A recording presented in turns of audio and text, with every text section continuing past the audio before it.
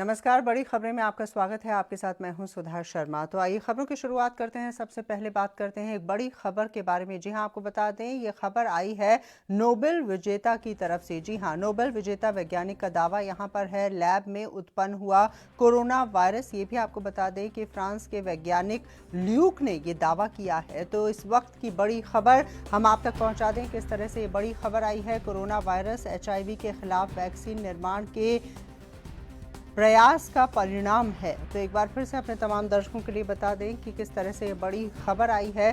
France के वैज्ञानिक ने यहाँ दावा कर दिया है और दावा इस प्रकार से किया गया है कि HIV के खिलाफ वैक्सीन निर्माण के प्रयास का यहाँ पर दावा रहा।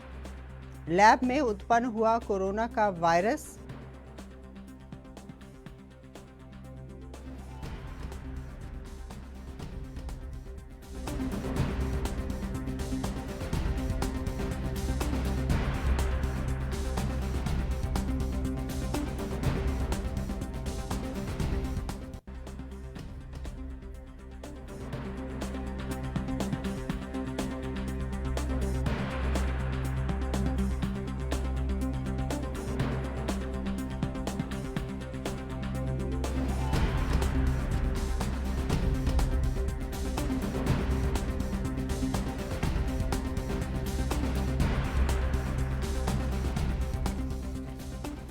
तो एक बार फिर से अपने तमाम दर्शकों के लिए बता दें किस तरह से नोबेल विजेता वैज्ञानिक का दावा है लैब में उत्पन्न हुआ कोरोना का वायरस। और ये भी आपको बता दें कि फ्रांस के वैज्ञानिक ल्यूक ने ये दावा किया है कोरोना वायरस HIV के खिलाफ वैक्सीन निर्माण के प्रयास का नतीजा है।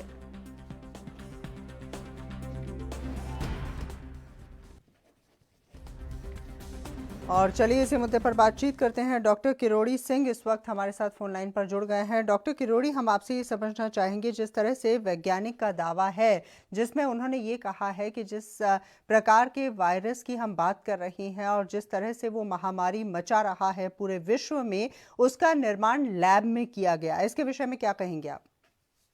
देखिए, ये मैडम प्रारंभ से ही ये बातें सामने आ रही हैं। जब से ये शुरू हुआ है, प्रारंभ में चीन के विदेश मंत्रालय ने ये अपना ट्वीट किया कि अमेरिका के जो मिलिट्री के गेम्स हुए थे वुहान में 17 अक्टूबर से लास्ट ईयर, तब वो अमेरिका ने लाके लीक किए हैं यहाँ पे वुहान वो वायरस छोड़ा है। उसके विरोध में अमेरिका ने चीन पे आरोप लगाए हैं कि चीन की जो वायरोलॉजी की लैब है उससे लीक हुआ है। फिर इसके अब बाद में बहुत सी बातें और सामने आई कि जो वहाँ वायरोलॉजी एकेडमी है वुहान में, उसका फाइनेंस तो अमेरिकन एजेंसी कर रही थी, उसको ग्रांट तो अमेरिकन एजेंसी दे रही थी। तो किसी इंटर्न जो था उसकी गलती की वजह से, भूल की वजह से लीक हुआ। तीसरा ये भी कह रहा है कि वहाँ पे जो सी फूड के लिए वेट मार्केट है वहाँ से लीक हुआ। तो इसके बारे में अभी अलग अलग बातें हैं। अभी जो फ्रांस के वैज्ञानिक की बात आ रही है कि वो कोई HIV का बनाते हुए लीक हुआ है। तो अलग अलग बातें सामने आ रही हैं। इसमें न राजनीतिक भी, कूटनीतिक भी, बहुत सी चीजें। तो अभी निश्चित रूप से कुछ कहना बेकार है, क्योंकि प्रारंभ में ये कहा गया कि वुहान के वेट मार्केट जहाँ सी फूड है वहां से ये जानवरों से इंसान में आया है।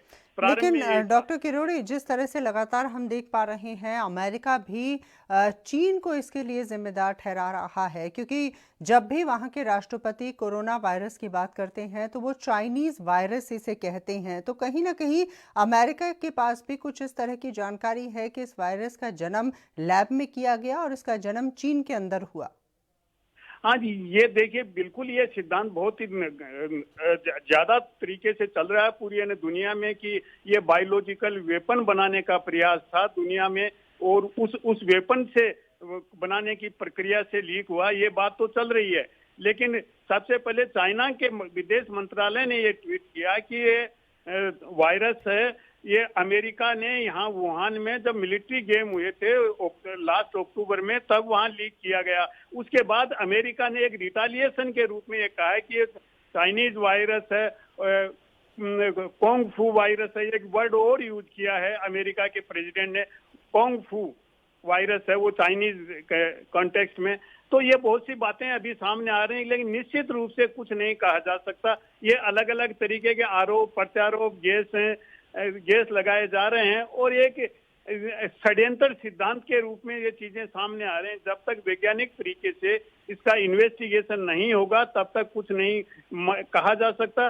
तो ऐसे संकट के समय इस तरह के विवादास्पद बातें किसी भी देश के लिए करना ठीक नहीं है। इस समय तो पूरे विश्व को एकजुट होकर इसका सामना करना चाहिए और उसके बाद इसकी जांच होनी चाहिए अंतर्राष्ट्रीय स्तर पर संयुक्त राष्ट्र संघ के द्वारा कि ये एग्जैक्टली क्या हुआ है, चाइना से लीक हुआ है या अमेरिका की मिलिट्री ने किया है, गलती से हुआ है, या एक वहाँ के मार्केट से जानवरों से इंसान में आया है। अभी इसके बारे में निश्चित रूप से कहीं कोई कुछ नहीं कह रहा है। हाँ, ये आरोप प्रत्यारोप की राजनीति भी चल रही है, ये भी अलग अलग तरीके के लोग गैस लगा रहे हैं, लेकिन निश्चित रूप से कुछ नहीं कहा जा सकता। अच्छा डॉक्टर सिंह, हम आपसे ये भी समझना चाहेंगे कि मान लीजिए कि अगर लैब में इस वायरस का जन्म हुआ है जैसा कि दावा कर रहे हैं वैज्ञानिक, हम आपसे ये समझना चाहेंगे कि अगर ये सच है, इस दावे में कोई सच्चाई है, तो ऐसे में तीसरे विश्व युद्ध की बात जो कही जाती थी वो अब साफ तौर से देखा जा सकता है कि उसका जन्म जो है वो अब लैब से होता हुआ नजर आ रहा है। या निश्चित रूप से ये बातें हैं, क्योंकि जो परंपरागत हथियारों से लड़ाई लड़ने का मामला था या एटम बम से लड़ाई लड़ने का मामला था, विश्व युद्ध होना था, उसके बाद साइबर स्पेस की बात आएगी, साइबर स्पेस में होगा, आपके नेटवर्क को पैरालाइज कर देंगे, उससे लेके विश्व युद्ध होगा। इसके साथ साथ बायोलॉजिकल वेपन्स की बात भी आ रही है सामने कि अमेरिका बायोलॉजिकल वेपन बना रहा है। यहाँ सद्दाम हुसैन पे भी आरोप लगा था इराक में कि वो केमिकल वेपन्स बना रहा था। तो अभी इसके बारे में निश्चित रूप से कुछ नहीं कहा। निश्चित रूप से तकनीकी जरूर होगी बायोलॉजिकल वेपन्स की, जिससे इस तरह के वायरस को स्प्रेड किया जाए। हाँ, विज्ञान इस स्तर पे पहुंच चुका है, तो निश्चित रूप से बायोलॉजिकल वेपन एक विश्व युद्ध का साधन हो सकता है, एक हथियार हो सकता है। लेकिन इस विशेष संदर्भ में, अभी कोरोना के संदर्भ में जो कोविड-19 है, इसके संदर्भ में क्या हुआ है, इसको हम वर्ल्ड वार की कैटेगरी में अभी तक नहीं रख सकते कि ये कोई चाइना की तरफ से वर्ल्ड वार का अनाउंसमेंट है या अमेरिका की तरफ से या किसी भी देश की तरफ से। हाँ, निश्चित रूप से ये तकनीकी इतनी विकसित है कि बायोलॉजिकल वेपन के रूप में किसी भी वायरस को या किसी बैक्टीरिया को यूज किया जा सकता है। ये तो निश्चित रूप से हो सकता है, विज्ञान उस स्तर पे पहुंच गया है। लेकिन इस विशेष संदर्भ में हम ये नहीं कह सकते कि ये कोई वर्ल्ड वार की तरफ जाने वाला है। अभी इसके बारे में मेरे सबसे अच्छा विकल्प ये है कि संयुक्त राष्ट्र संघ के नियंत्रण में या उसके मॉनिटरिंग में कोई न कोई जांच होनी चाहिए कि एग्जैक्ट क्या है, कहां से आया, क्योंकि सब बातों में थोड़ा थोड़ा सत्यांश लगता है। चलिए, वाकई में उम्मीद यही करते हैं कोरोना महामारी के ऊपर जब हम काबू पा लेंगे तो ऐसे में सच्चाई सबके सामने आएगी। हालांकि फ्रांस के वैज्ञानिक का ये दावा है जिसमें साफ तौर से कहा गया है कि लैब में कोरोना वायरस की उत्पत्ति हुई थी। बहुत बहुत शुक्रिया डॉक्टर किरोड़ी सिंह हमसे बातचीत करने के लिए। और खबरों में आगे बढ़ते हुए अब बात कर लेते हैं पाकिस्तान की। जी हां, पाकिस्तान से एक बड़ी खबर आई। पाकिस्तान के काले सच का यहां खुलासा हो चुका है। घटिया फाइबर से बने थे करतारपुर गुरुद्वारे के गुंबद। ये भी आपको बता दें कि यहां पर मामूली आंधी में करतारपुर गुंबद जो थे वो उड़ गए थे, जिनकी संख्या 8 बताई जा रही है, और मामूली आंधी का सामना ये गुंबद नहीं कर पाए थे। तो कहीं ना कहीं धार्मिक भावनाओं का सम्मान करना पाकिस्तान भूल चुका है, जिस तरह से ये खबरें सामने आई हैं। और खबरें इस प्रकार से कि घटिया फाइबर से ये गुंबदें तैयार की गई थी करतारपुर गुरुद्वारे की।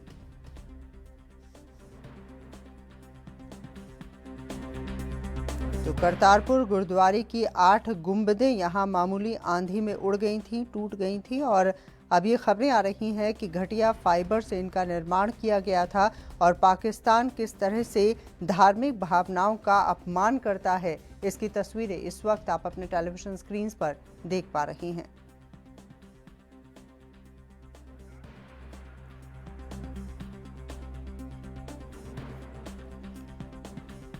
और चलिए इसी मुद्दे पर बातचीत करते हैं। फोन लाइन पर मौजूद हैं हमारे संवाददाता अवतार सिंह। अवतार, जिस तरह से ये पूरी घटना सामने आई है उसके बाद तो साफ तौर से ये कहा जा सकता है कि पाकिस्तान धार्मिक भावनाओं तक का सम्मान नहीं करता है। घटिया फाइबर से गुंबदों का निर्माण किया गया, पाकिस्तान के अंदर गुरुद्वारे की गुंबदों का निर्माण हुआ और वो टूट गई आखिरकार। जी, मैं वो आपको बता दूं कि जो करतारपुर साहिब जो पाकिस्तान में स्थित गुरुद्वारा साहिब है, वहाँ जो गुंबद गिरने की जो घटना हुई है, उस घटना के कारण जो सिख संगत है, जो नानक नामलेवा संगत है, उनमें काफी जो रोष पाया जा रहा है, काफी उनके मनों को ठेस पहुंची है।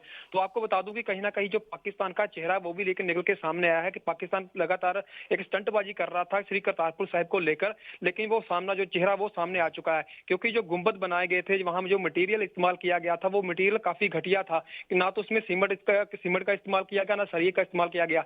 महजा एक जो फाइबर होती है, फाइबर के जरिए जो गुंबद बनाए गए थे, वो गुंबद हल्की सी हवा के कारण वो गिर गए। तो कहीं ना कहीं जो काफी जो जो सिख संगत है, जो नानक नामलेवा संगत है, उनमें काफी रोष पाया जा रहा है, उनके मनों को काफी ठेस पहुंची है। तो आपको बता दूं कि इसको लेकर जो अकाली दल के जो नेता हैं, उनका बयान भी सामने आया था, मनजिंदर सिंह सिरसा का बयान भी सामने आया था। उन्होंने साफ तौर पर कहा कि कहीं ना कहीं जो पाकिस्तान है, जो बड़ी बड़ी बातें कर रहा था कि जो करतारपुर साहिब खोला गया वो सिख संगत के लिए खोला गया है, उनकी भावनाओं को देखते हुए खोला गया है। लेकिन कहीं ना कहीं जो मामला निकल के सामने आया, वहां से पता चलता है कि जो पाकिस्तान सरकार है वो कितनी संजीदगा है, और जो सिख संगत है उनकी कितनी जो मर्यादा है उनकी कितनी सामने आती है। जी चलिए, भारत की तरफ से पाकिस्तान के जो अधिकारी हैं उनके सामने शिकायत तो कर दी गई है, लेकिन सबसे बड़ा सवाल ये है कि पाकिस्तान की तरफ से क्या सफाई दी गई है इस पूरे मामले को लेकर। अवतार, जी आप मुझे सुन पा रहे हैं? जी, मैं आपको बता दूं कि जो अकाली दल के नेता हैं मनजीत सिंह सिरसा, उन्होंने बयान भी दिया था, बयान जारी किया था कि जो पाकिस्तान सरकार है वो जो दिल्ली जो सिख सिख समुदाय के लोग हैं उनको जो कार्य द्वारा किया जाए, जो गुंबद गिरे हैं वो गुंबद का दोबारा से निर्माण किया जाए और अच्छी क्वालिटी के साथ निर्माण किया जाए, ताकि जो भविष्य में ऐसी जो घटना वो ना घट जाए। जी चलिए, वाकई में उम्मीद यही करते हैं, पाकिस्तान से जिस तरह की खबर आई है वाकई में धार्मिक भावनाओं को ठेस पहुंचाने वाली खबर है। जैसा कि हमने आपको बताया कि पाकिस्तान में ये बड़ा खुलासा हो चुका है, घटिया फाइबर से करतारपुर गुरुद्वारे के गुंबद बनाए गए थे और मामूली आंधी यहाँ पर चली और ऐसे में 8 गुंबद यहाँ ज़मीन पर पड़े हुए अब से कुछ देर के बाद आप अपने टेलीविजन स्क्रीन पर देख पाएंगे। आप देखिए किस तरह से गुंबद यहाँ धराशायी हो गए, मामूली आंधी तक का सामना ये नहीं कर पाए। और जिस तरह से खबरें आ रही हैं, हमारे संवाददाता हमें जानकारी पहुंचा रहे थे अवतार की घटिया मटेरियल का इस्तेमाल यहाँ पर किया गया, घटिया फाइबर का यहाँ पर इस्तेमाल किया गया, जिसके बाद भारत ने अपनी शिकायत भी दर्ज कराई है पाकिस्तान से। और अब बात कर लेते हैं स्वास्थ्य मंत्रालय की। जी हां, स्वास्थ्य मंत्रालय की तरफ से बड़ा कदम उठा लिया गया है। कोरोना वैक्सीन की खोज के लिए उच्च स्तरीय टास्क फोर्स का गठन कर दिया गया है। टास्क फोर्स करेगी वैक्सीन की खोज के प्रयासों को प्रोत्साहित। ये भी आपको बता दें कि टास्क फोर्स में सरकार के प्रधान वैज्ञानिक और नीति आयोग के सदस्य शामिल किए गए हैं। तो वैक्सीन की खोज के लिए उच्च स्तरीय टास्क फोर्स का गठन कर दिया गया है। इस बारे में स्वास्थ्य मंत्रालय की प्रेस कॉन्फ्रेंस में जानकारी दी गई। वैक्सीन और ड्रग टेस्टिंग से संबंधित साइंस के फ्रंटियर्स पर काम करने के लिए आज एक हाई लेवल टास्क फोर्स का गठन किया गया है। इसके को चेयर मेंबर नीति आयोग और principal scientific adviser to government हैं। इसके अलावा इसमें AYUSH, ICMR, department of science and technology, biotechnology, CSIR, DRDO, director general of health services और ड्रग कंट्रोलर भी इसके मेंबर्स हैं। इस टास्क फोर्स का मुख्य उद्देश्य एकेडमिया, इंडस्ट्री और जो इंटरनेशनल एफर्ट्स हो रहे हैं उनको इनेबल करना, उनको फर्दर स्पीड अप करना है। इसके तहत डिपार्टमेंट ऑफ बायोटेक्नोलॉजी को एक सेंट्रल कोऑर्डिनेशन एजेंसी बनाया गया है वैक्सीन डेवलपमेंट के लिए, जिसका मेजर एफर्ट्स होगा to identify pathways for vaccine development, जिसके तहत फर्दर हम एफर्ट्स करेंगे कि एक डायनेमिक लिस्ट बनाई जाए नेशनल और इंटरनेशनल एफर्ट्स के लिए जो वैक्सीन डेवलपमेंट पर काम कर रहे हैं, उनकी प्रोग्रेस को मॉनिटर किया जाए और साथ में गवर्नमेंट लेवल पर रिक्वायर्ड फैसिलिटेशन प्रोवाइड किया जाए। और चलिए इसी मुद्दे पर बातचीत करते हैं। फोन लाइन पर मौजूद है मेरे सहयोगी सुधीर सलूजा। सुधीर जी, हम आपसे ये समझना चाहेंगे, स्वास्थ्य मंत्रालय की तरफ से घोषणा कर दी है, टास्क फोर्स का गठन यहाँ पर किया जा रहा है और कोशिश अब ये होने वाली है कि वैक्सीन या किस तरह से इलाज हो कोरोना वायरस का, इसके ऊपर जोर दिया जाएगा। सुधा जी, अभी इस समय जो वैक्सीन और ड्रग टेस्ट की जो टास्क फोर्स बनाई गई है, इसमें अभी समय है। अभी इस समय जो सबसे बड़ी परीक्षा की घड़ी है वो 20 अप्रैल, जो आज रात 12 बजे से जो लॉकडाउन में छूट दी जाएगी, उसमें हर स्टेट को 3 हिस्सों में बांटा गया, हॉटस्पॉट, नॉन हॉटस्पॉट और कंटेनमेंट जोन। जो हॉटस्पॉट है जिसमें ज्यादा केस हैं या रेट ऑफ ग्रोथ ज्यादा है, उसमें कोई छूट नहीं दी जाएगी। 170 जिले ऐसे हैं जहां रेड जोन में जिनको घोषित किया गया है और वहां पे किसी तरीके की कोई छूट नहीं दी जाएगी। और 207 जिले ऐसे हैं जिनको ऑरेंज जोन में रखा गया है, जहां पे कुछ केस हैं, उनमें भी कोई भी छूट नहीं दी जाएगी। इस समय हमारे पास केवल एक ही वैक्सीन है, वो है सोशल डिस्टेंसिंग, और हमें सोशल डिस्टेंसिंग मेंटेन करनी होगी। इसके अलावा जो नॉन हॉटस्पॉट जिले हैं वहां पर राहत मिलेगी, लेकिन वहां पे भी कंडीशंस होंगी, मास्क पहनना होगा और सोशल डिस्टेंसिंग का पूरा ध्यान रखना होगा। 5 से ज्यादा लोग एक जगह इकट्ठे ना हो, इस चीज का ध्यान रखना होगा। और जो ये राहत दी जा रही है, इसमें ग्रामीण विकास और ग्रामीण अर्थव्यवस्था पर ज्यादा ध्यान दिया जा रहा है। मनरेगा मजदूरों पर विशेष फोकस किया जाएगा। कृषि क्षेत्र, मछली पालन, पशुपालन ग्रामीण क्षेत्रों में, और फूड प्रोसेसिंग इंडस्ट्री जो गांव में है, और IT sector, health sector, essential goods supply जो है, जो चेन है, वो न टूटे, इसलिए इन क्षेत्रों में विशेष ध्यान दिया जाएगा। और गृह मंत्रालय ने एक एडवाइजरी भी जारी की है, जो दिशा निर्देश राज्यों को दिए हैं। उन्होंने कहा है कि मजदूरों पर खास ध्यान रखा जाए। नहीं सुधीर, हम आपसे ये समझना चाहेंगे, क्योंकि फिलहाल हम वैक्सीन और किस तरह से इसका इलाज होगा इसके विषय में बातचीत कर रहे हैं, क्योंकि स्वास्थ्य मंत्रालय ने कहा है कि यहाँ पर कोशिशें तेज की जाएंगी वैक्सीन को लेकर और किस तरह से इलाज हो, इस पूरी रणनीति को लेकर। हम आपसे ये समझना चाहेंगे कि 16,000 से ज़्यादा मामले हो चुके हैं हिंदुस्तान में, और ऐसे में वैक्सीन की बात जो लगातार कही जा रही है उसकी बहुत ज़्यादा आवश्यकता है, और शायद यही वजह है कि सरकार और स्वास्थ्य मंत्रालय इस दिशा में आगे बढ़ते हुए नजर आ रहे हैं। जी बिल्कुल, अभी वैक्सीन और ड्रग टेस्ट के लिए जो टास्क फोर्स बनाया है, इसमें अभी ह्यूमन ट्रायल्स होंगे और उसके बाद जो है ये वैक्सीन तैयार होगा, लेकिन इसमें अभी समय लगेगा।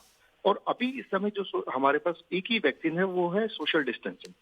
तो वर्तमान में जो स्थिति है उसके लिए हमें सोशल डिस्टेंसिंग का ही ध्यान रखना होगा, और हाथ धोना हर आदमी को सिखाना होगा, उसके एटिकेट्स हमें बताने होंगे, हर आदमी को उसके लिए जागरूक करना होगा। यही अभी एक वैक्सीन है जिससे वर्तमान में बचा जा सकता है, लेकिन जो ड्रग टेस्ट और वैक्सीन बनेगा उसमें समय लगेगा। अच्छा, राजधानी दिल्ली की अगर बात की जाए तो वहां पर फिलहाल किस तरह की स्थिति है, क्योंकि वहां हम देख पा रहे हैं कि लगातार जो मरीज हैं उनकी संख्या में इजाफा होता हुआ नजर आ रहा है, और शायद कुछ ऐसी ही बात आज दिल्ली के मुख्यमंत्री ने प्रेस कॉन्फ्रेंस के दौरान कही कि लड़ाई लंबी है और ऐसे में सख्ती के साथ लड़ाई लड़ने की आवश्यकता है। जी बिल्कुल, मैं बता रहा हूँ, दिल्ली में 11 की 11 जिले हॉटस्पॉट घोषित कर दिए गए हैं और दिल्ली में टेस्ट बढ़ गए हैं, और 20 अप्रैल में यहाँ पर कोई छूट नहीं दी जा रही है। यहाँ पर 1900 के पास आंकड़ा पहुंच चुका है और 43 लोगों की लगभग मौत हो चुकी है, और कल 186 पॉजिटिव केस आए। जहांगीरपुरी और तुगलकाबाद क्षेत्रों में एक साथ ब्रेकआउट हुआ, जो कि मतलब इसकी स्थिति को, हालत को चिंताजनक बताता है, लेकिन फिर भी उन्होंने कहा कि घबराने की आवश्यकता नहीं है। चलिए, बहुत बहुत शुक्रिया सुधीर जी हमसे बातचीत करने के लिए। तो कोशिशें लगातार जारी हैं, स्वास्थ्य मंत्रालय ने इसको लेकर घोषणा भी कर दी है। डॉक्टर प्रकाश केसवानी इस वक्त हमारे साथ जुड़ गए हैं। डॉक्टर प्रकाश, सबसे पहले तो आपको सैल्यूट, जिस तरह का शानदार काम आप लगातार समाज के लिए, देश के लिए कर रहे हैं, और साथ ही हम आपसे ये समझना चाहेंगे कि स्वास्थ्य मंत्रालय ने जिस तरह से ये घोषणा की है कि वैक्सीन को लेकर हम आगे बढ़ने की अब कोशिश कर रहे हैं, इसके विषय में क्या कहेंगे आप? देखो, जो धन्यवाद आपने बधाई दी आपने, उसके लिए हमारा जो पूरा हेल्थ डिपार्टमेंट है सरकार से लेके, और हमारे प्रिंसिपल, और बहुत ही अच्छा सेटअप हम लोगों के पास है एसएमएस में, जहां की हम लोगों ने पहले दिन से ही हर मरीज का इंडिविजुअलाइज ट्रीटमेंट कर रहे हैं और बहुत अच्छे रिजल्ट आ रहे हैं, और सरकार ने भी बहुत अच्छी सुविधाएं हम लोगों को दी हैं। अब जो आपने बात वैक्सीन की कही, वैक्सीन ही अल्टीमेटली फाइनली इसका इलाज होगा, लेकिन वैक्सीन को बनने में बहुत लंबा टाइम लगता है। पहले तो एनिमल ट्रायल्स हो, इस पर्टिकुलर वायरस को रोकने के लिए एंटीबॉडीज जिससे बने ऐसी वैक्सीन हम ढूंढ लें, एनिमल ट्रायल्स हो, फिर ह्यूमन ट्रायल्स हो, फिर पब्लिक के लिए यूज हो। ये एक दिन का काम नहीं है, पर हाँ, सरकार का रुख इसकी तरफ है। नीति आयोग और स्वास्थ्य विभाग सब मिलकर लगेंगे तो कुछ महीनों में हो सकता है इस वर्ष के अंत तक कुछ नतीजे हमारे पास आ जाएं और हमारी जनता को राहत मिल जाए। पर तमाम ऐसे देश हैं जो कि वैक्सीन को लेकर लगातार कोशिशें कर रहे हैं। हम आपसे ये समझना चाहेंगे कि ये बात डॉक्टर्स के द्वारा कही गई, वैज्ञानिकों के द्वारा कही गई कि फ्लू की फैमिली का ही ये वायरस है, तो ऐसे में क्या परेशानी पेश आ रही है वैक्सीन के बनने में? और आपने कहा कि काफ़ी समय लगेगा, तो ऐसा क्यों? इसलिए कि देखो कि ये बनने में परेशानी नहीं आ रही है, किसी भी वैक्सीन को बनने में बहुत टाइम लगता है, पर जिस हिसाब से अब प्लानिंग चल रही है तो बाकी वैक्सीन भी कोई एक दिन में नहीं बनी है। उनको पहले उस वायरस के लिए एंटीबॉडीज बॉडी में बन जाएं, ऐसा मॉलिक्यूल ढूंढना पड़ेगा वैक्सीन बनाने के लिए, तो वो कोई एक दिन का काम नहीं है। जिस हिसाब से युद्ध स्तर पे तैयारी हो रही है तो शायद ये सबसे पहली वैक्सीन होगी जो जल्दी बनेगी, वरना वैक्सीन बनने में बहुत ज्यादा लंबा टाइम लगता है उसका मॉलिक्यूल के लिए, क्योंकि एकदम नया वायरस है, इसकी एंटीबॉडीज जिससे बन जाएं ऐसा वैक्सीन ने हम बना और ट्रायल बजा तो कुछ नहीं तो। चलिए, बहुत बहुत शुक्रिया हमसे बातचीत करने के लिए। डॉक्टर प्रकाश केसवानी हमारे साथ जुड़े हुए थे, जानकारी हम तक पहुंचा रहे थे। हम जानने और समझने की कोशिश कर रहे थे कि आखिर स्वास्थ्य मंत्रालय के द्वारा जो घोषणा की गई है इसके बाद कितना समय लग सकता है। स्वास्थ्य मंत्रालय की तरफ से कोशिशें जारी है और ये कहा जा रहा है कि वैक्सीन को लेकर यहाँ टास्क फोर्स का गठन किया जा रहा है। और वहीं मौलाना साद की बात कर लेते हैं। जी हां, मौलाना साद के सुर अब बदल गए हैं। ऑडियो संदेश जारी किया है मौलाना साद ने। उसका ये कहना है कि बीमारी का इलाज ज़रूरी है, सरकार का साथ देने की आवश्यकता है। और ये भी आपको बता दें कि यहाँ उन्होंने ये भी कहा है कि ऐसा करने से हमें बनाने वाला जो है उसमें नरमी बरतेगा, ज़रूरतमंद पड़ोसियों का ख्याल रखा जाए। तो ये तमाम बातें मौलाना साद ने अपने ऑडियो संदेश में कही हैं। ऐसा करने से हमें बनाने वाला नरमी बरतेगा, ज़रूरतमंद पड़ोसियों की सहायता की जाए, बीमारी का इलाज ज़रूरी है, सरकार का साथ दें। तो मौलाना साद के सुर बदले हुए नजर आ रहे हैं। ये ख्याल बातिल ख्याल।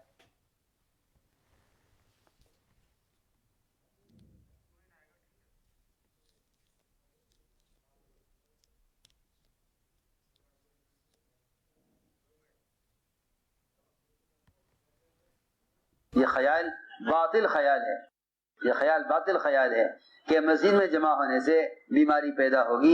ये ख्याल बिल्कुल बातिल ख्याल है, ये ख्याल बिल्कुल बातिल हो। मैं कहता हूँ अगर तुम्हें तुम्हारे तजर्बे में ये नजर भी आ जाए कि मस्जिद में आने से आदमी मर जाएगा, तो इससे बेहतर मरने की जगह कोई हो नहीं सकती। नहमदुहु व नुसल्ली अला रसूलिल करीम मा बाद। मेरे अजीज दोस्तों और बुजुर्गों भाइयों, हर खैर और शर का अल्लाह ही खालिक और मालिक है। हर हाल तने तनहा अल्लाह के हुक्म से आता है। हर हाल के आने का ताल्लुक़ बराह रास्त आमाल से है। इस वक्त सारा आलम एक वबा का शिकार है और ये बात यकीनी है कि यह वबा हमारे बुरे आमाल की बदली हुई सूरत है। जब बंदा अपने बनाने वाले से दूर हो जाता है तो बनाने वाला इसको अपने करीब लाने के लिए इस पर हालात लाता है। इसलिए एक अहम दरख्वास्त करनी है। इस वबा से निपटने के लिए ज़रूरी है कि दावत व तबलीग से वाबस्ता अफराद जहाँ कहीं भी हैं और ज़िला की इंतज़ामिया और हुकूमत उनको टेस्ट करने या क्वारंटाइन करने के लिए ले जाना चाहती है तो इंतज़ामिया का इसमें पूरा ताउन करें, इंतज़ामिया का पूरा साथ दें। तो आपने सुना मौलाना साद को, किस तरह से मौलाना साद के सुर बदले हुए नजर आ रहे हैं। ऑडियो संदेश जारी किया है मौलाना साद ने।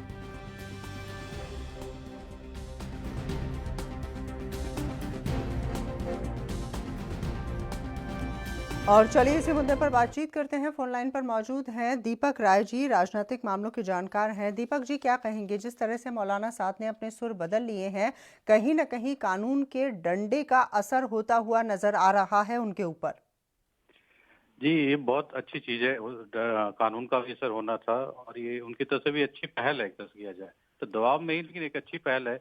उन्होंने बहुत अच्छी बात बताई कि ये सभी मुस्लिमों से अनुरोध किया कि जितने लोग हैं, जमाती लोग हैं, चाहे वैसे भी जिनको है थोड़ा सा भी डाउट है तो खुलकर बाहर आ जाएं और प्रशासन का, गवर्नमेंट का सहयोग करें, खुद का जांच कराएं, दवाई कराएं और जो भी एक दूसरे की सहायता भी करें। ये घड़ी जो है बहुत संकट की घड़ी है, तो इसमें सभी का सहयोग होने वाला। आप नहीं मानते दीपक जी कि अच्छी पहल करने में बहुत देर कर दी मौलाना साद ने? क्योंकि जितने कोरोना मरीज हैं हिंदुस्तान के अंदर, उनमें से 30% जमात से जुड़े हुए हैं, तो देरी कर दी मौलाना साद ने। जी, ये देरी भी की और गलती तो उन्होंने बहुत बड़ी की थी। अगर देरी भी की, अगर रियलाइज अगर कर लिया है इन्होंने तो बहुत अच्छी बात है। देरी तो बहुत ही कर दी। पहली बात तो ये शुरू नहीं होना चाहिए था। इन लोगों को भी मालूम था ये चीज गलत है, उसके बाद भी ये लोग छिपे रहे। तो आज ये कानून का ही असर है, दबाव का ही असर है, तो उसके असर भी अगर होता है सही, अगर देरी आए दुरुस्त आए, इन्होंने की है तो लोग मान जाए तो बहुत अच्छी बात है। और आगे हो सकता है कि इससे कोरोना की जो बीमारी का डर है वो कम हो जाए और चीजें इम्प्रूव करें। अच्छा, जिस तरह से ईडी की जांच में बातें सामने आई हैं और क्राइम ब्रांच ने जिस तरह के मामले इनके खिलाफ दर्ज किए हैं, क्या ये माना जाए कि बहुत बड़ी बातें खुलकर सामने आ सकती हैं जब जांच होगी इस पूरे मामले में? क्योंकि लगातार इस तरह की खबरें आई कि मौलाना साद के अकाउंट में हवाला के जरिए पैसे आए, या उसके अलावा इस तरह की भी खबरें आई कि जिस तरह से लोगों को भड़का रहे थे उसके पीछे कुछ और भी बात हो सकती है। हालांकि इसका इंतजार हमें करना होगा। गवर्नमेंट की आज सबसे बड़ी आज गवर्नमेंट के सामने चुनौती ये है कि हम कोरोना के बीमारी से लड़ें। ये सब चीज सेकेंडरी हो जाती है, इसीलिए गवर्नमेंट इसमें बहुत ध्यान नहीं दे रही है।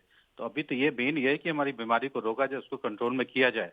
उसके बाद जैसे जैसे ये धीरे होंगी, चीजें सब्सिडाइज होती जाएंगी, फिर आगे से कानूनी कार्रवाई की जाएगी और फिर ये सब ध्यान दीजिएगा कि इस पे क्या मतलब बाहर का कितना कनेक्शन है, हवाला का कितना कनेक्शन है और भी नहीं, चीजें ये तो जांच का विषय है ही, लेकिन जिस तरह से मामले दर्ज किए गए हैं उनमें ये कहा गया है कि ईडी ने ये बात कही है कि हवाला के जरिए पैसे पहुंचे हैं मरकज जमात को। बहुत बहुत शुक्रिया दीपक जी हमसे बातचीत करने के लिए।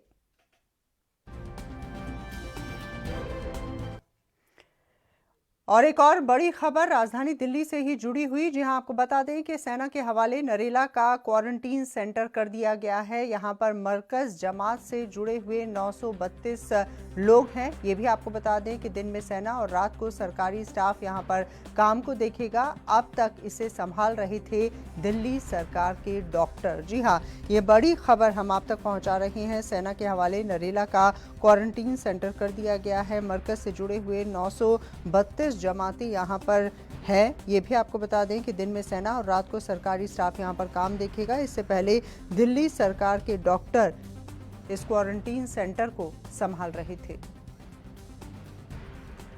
और चलिए इसी मुद्दे पर बातचीत करते हैं। फोन लाइन पर मौजूद हैं हमारे संवाददाता राजीव तिवारी। राजीव, क्या आवश्यकता पड़ गई कि नरेला का क्वारंटीन सेंटर जो है वो सेना के हवाले करना पड़ा? जी बिल्कुल, बता दें जिस तरीके से दिल्ली के अंदर जो नरेला का क्वारंटाइन सेंटर है वो सेना के हवाले करने का मतलब यही है कि जो दिल्ली सरकार जो अभी तक संभाल रही थी उसको वो कहीं ना कहीं दिक्कतें जो आ रही हैं, कहीं ना कहीं जो मरकज के जो लोग हैं, जमाती लोग जो वहाँ पे 932 जो जमा कह सकते हैं वहाँ भर्ती हैं, तो कहीं ना कहीं ये जरूर है सरकार के लिए दिक्कत बड़ी हो सकती है। मगर हाँ, दिक्कत सरकार के साथ साथ अब इसको सेना के हवाले करने का मतलब यही होता है कि सरकार या दिल्ली पुलिस उनको संभाल नहीं पा रही थी, तो इसीलिए सरकार के हवाले किया गया है। मगर देखने वाली बात यह भी है कि अब दिन में तो सेना संभालेगी और रात में जो सरकारी विभाग है यानी कि सरकारी जो स्टाफ है वो देखभाल करेगा अब इसकी। तो कहीं ना कहीं ये जरूर है कि जो मरकज के जो जमाती लोगों की जो गिनती है उसकी वजह से ही ये करना पड़ा है, क्योंकि दिल्ली के अंदर जमाती लोगों की गिनती अभी तक बढ़ती चली जा रही है, जिसको देखते हुए इस तरीके का कदम उठाना पड़ रहा है सरकार को। चलिए, बहुत बहुत शुक्रिया राजीव हमसे बातचीत करने के लिए। आज की प्रेस कॉन्फ्रेंस में भी केजरीवाल ये बात कहते हुए नजर आए, जिसमें उन्होंने कहा कि राजधानी दिल्ली में कोरोना के फैलने के लिए जमात का काफ़ी ज़्यादा सहयोग रहा है। जिस तरह से उन्होंने कोरोना वायरस को फैलाने में अपना सहयोग दिया है, तंज कसते हुए ज़रूर कहीं ना कहीं तमाम लोग नज़र आ रहे हैं। जमात की अगर बात की जाए, इतनी बड़ी संख्या में लोगों को जमात से निकाला गया और उसके बाद ये कहा जा रहा है कि सिंगल सोर्स बनकर जमात उभरा है। जिस प्रकार के केसेस सामने आए हैं, और कल ही स्वास्थ्य मंत्रालय की प्रेस कॉन्फ्रेंस में ये बात कही गई थी कि कुल जो मरीजों की संख्या है उनमें से 30% ऐसे हैं जिनका संबंध जमात से है।